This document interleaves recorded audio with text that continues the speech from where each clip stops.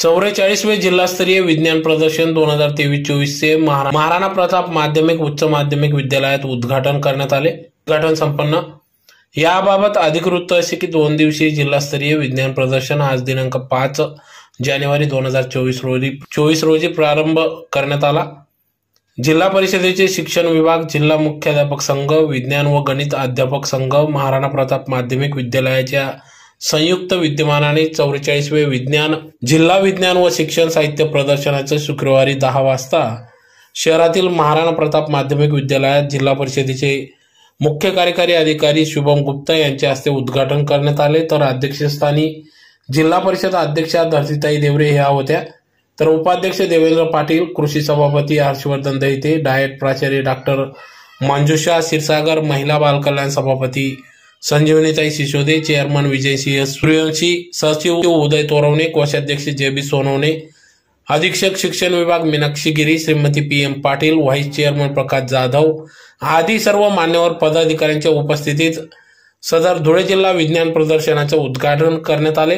तर यावेळी मोठ्या संख्येने धुळे तालुक्यातील विविध शाळांतील मुलांनी या विज्ञान प्रदर्शनात सहभाग नोंदविला। तर या प्रदर्शनामध्ये प्राथमिक गट 17, माध्यमिक गट 17, शिक्षक विज्ञान सहाय्यक 26 असे एकूण 60 गटांनी सहभाग नोंदविला असून तर या विज्ञान प्रदर्शनाच्या माध्यमातून विद्यार्थ्यांना एक प्रोत्साहन देण्याचे कार्य संस्थामार्फत, त्याचबरोबर विज्ञान व गणित अध्यापक संघ, मुख्याध्यापक संघ, धुळे जिल्हा परिषद यांच्या वतीने प्रेरणा देण्याचं काम या ठिकाणी करण्यात येत आहे। त्यातलाच एक भाग म्हणून या विज्ञान प्रदर्शनाचे आयोजन करण्यात आले असून सलग दुसऱ्या दिवशी या विज्ञान प्रदर्शनाचा समारोप करण्यात येणार असून दुपारी 2 वाजता पारितोषिक वितरण संपन्न होणार आहे।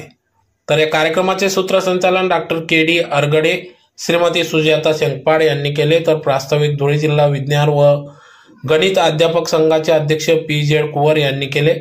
परिचय व सत्कार श्री IS जमादार यांनी करून दिला। तर आभार धुळे जिल्हा विज्ञान व गणित अध्यापक संघ कार्याध्यक्ष संजय पवार सर यांनी मानले।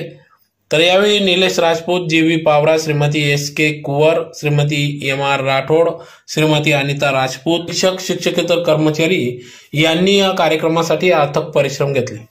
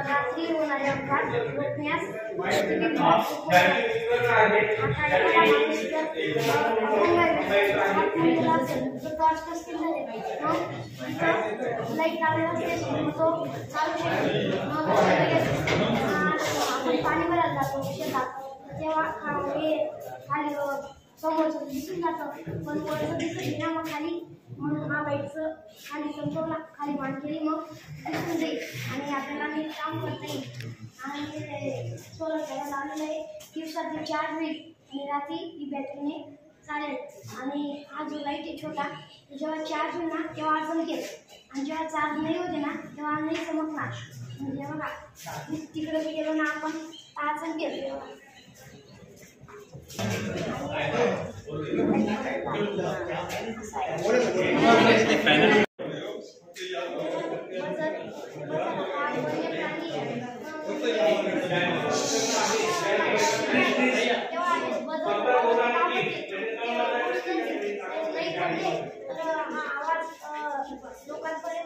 आपल्या मदतीसाठी येतील आणि आपला आपण वाचू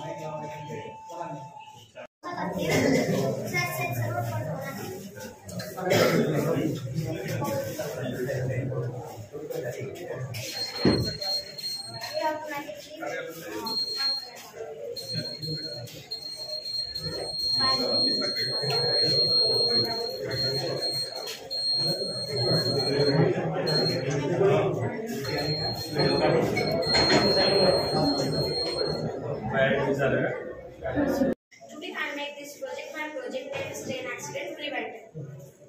I take this project from Odisha Train Accident, which I inspired this project from Odisha Train Accident. It means in this project it will stop the collision of two trains. First of all, I want to do a practical. When I start this train, it will see and it will directly stop. Otherwise, we put it and put it and we put hand, it will also stop. Would you want to practice? Sure.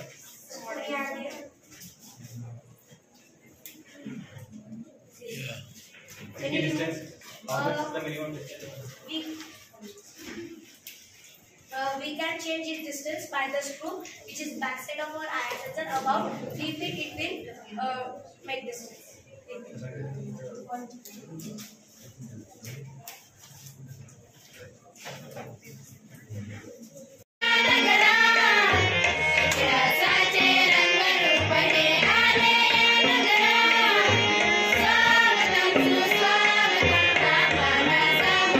साहित्य प्रदर्शन 2023-24 च्या उद्घाटन समारंभाला उपस्थित शिक्षकांना सुद्धा आपण सगळे आज एक खूप महत्त्वाचे विषयावर आपण इथे जमलेलो आहोत. मला वाटतं मागच्या महिन्यामध्ये 4 तालुक्यामध्ये खूप चांगल्या पद्धतीने वैज्ञानिक प्रदर्शन झाला.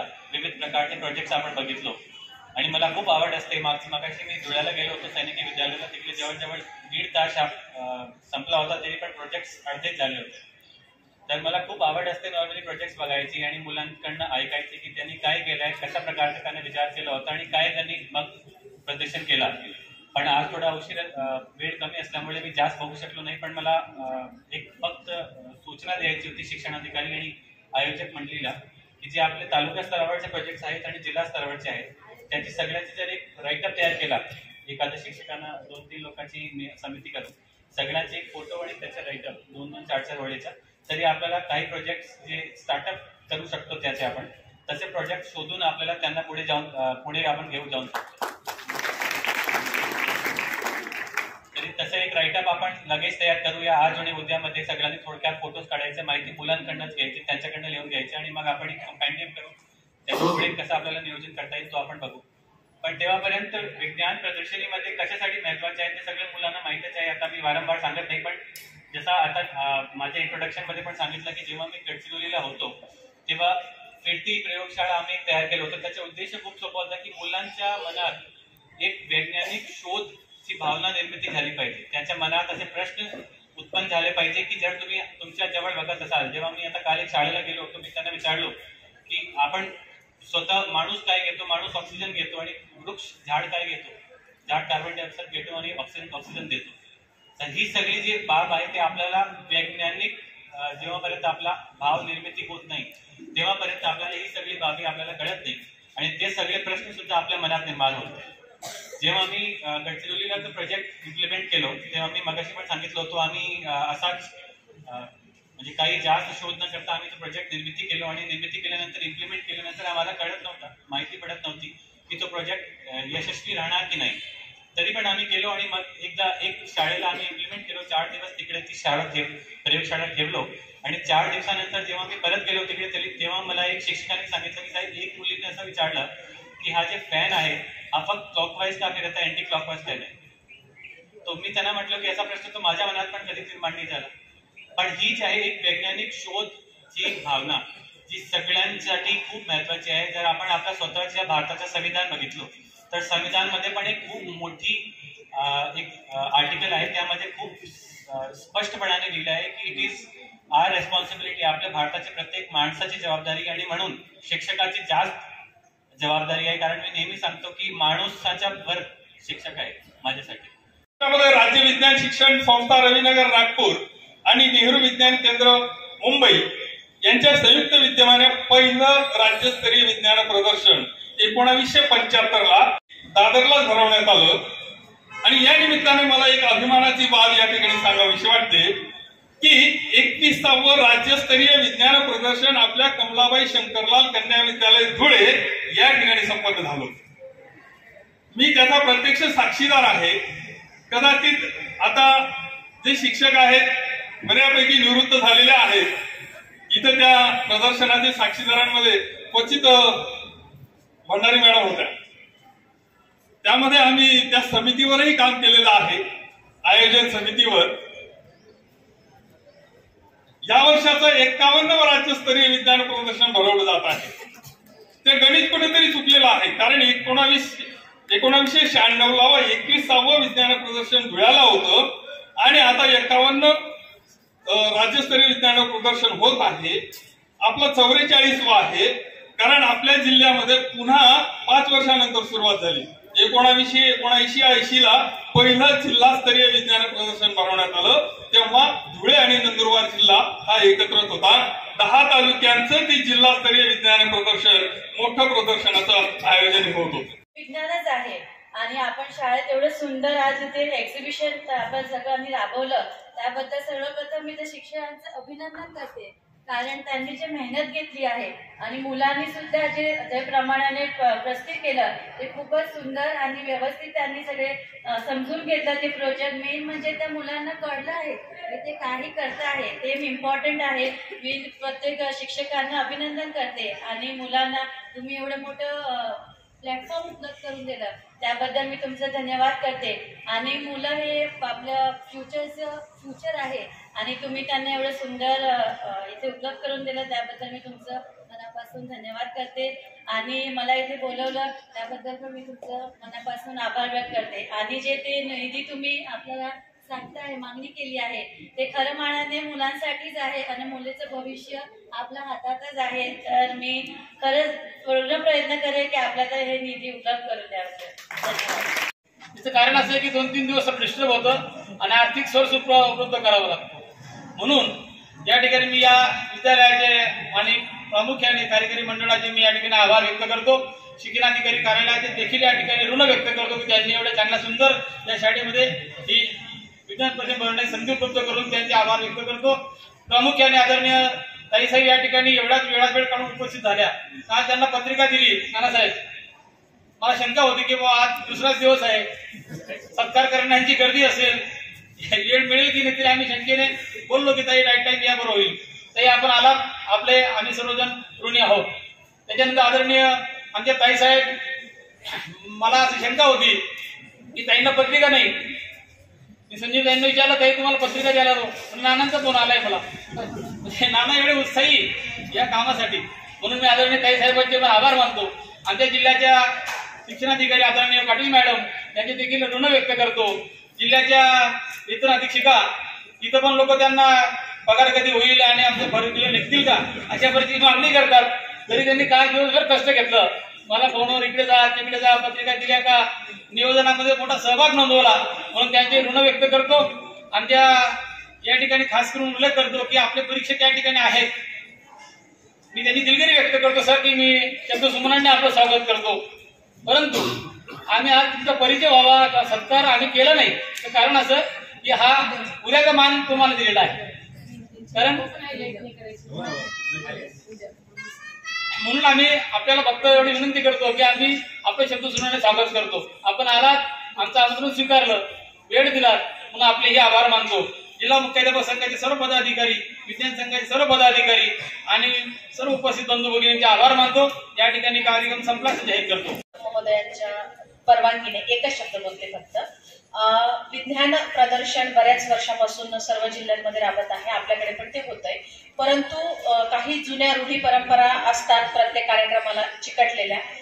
या वर्षीपासून जिल्हा विज्ञान अध्यापन संघ अध्यक्ष, कार्याध्यक्ष आणि त्यांच्या सर्व टीमने एक नवीन प्रथा सुरू केलेली आहे की ज्या जुन्या गोष्टी चालत आलेल्या होत्या, मागाहून ये रे माझ्या मागल्या म्हटल्यासारख्या, तर त्या सर्व गोष्टींना त्यांनी यावर्षी फुलस्टॉप दिलाय आणि या वर्षीपासून ज्या इनोव्हेटिव्ह गोष्टी विज्ञानाच्या विषयात घडतील ज्या व्यक्तींना राज्यस्तरावर राष्ट्रीय स्तरावर पुरस्कार मिळेल, ज्यांच्या उपकरणांची तिथे निवड होईल, अशा व्यक्तींची ओळख विद्यार्थ्यांना करून देणे, अशा व्यक्तींचा परिचय करून देणे आणि अशा व्यक्तींना सर्वांसमोर उपस्थित करून त्यांचा सत्कार करणे, जेणेकरून पुढच्या विद्यार्थ्यांना आणि पुढच्या शिक्षकांना त्या विषयाबद्दल मोटिवेशन निर्माण होईल. ही परंपरा त्यांनी सुरू केली. त्यामुळे शिक्षणाधिकारी कार्यालयाच्या वतीने मी त्यांचे मनापासून आभार व्यक्त करते.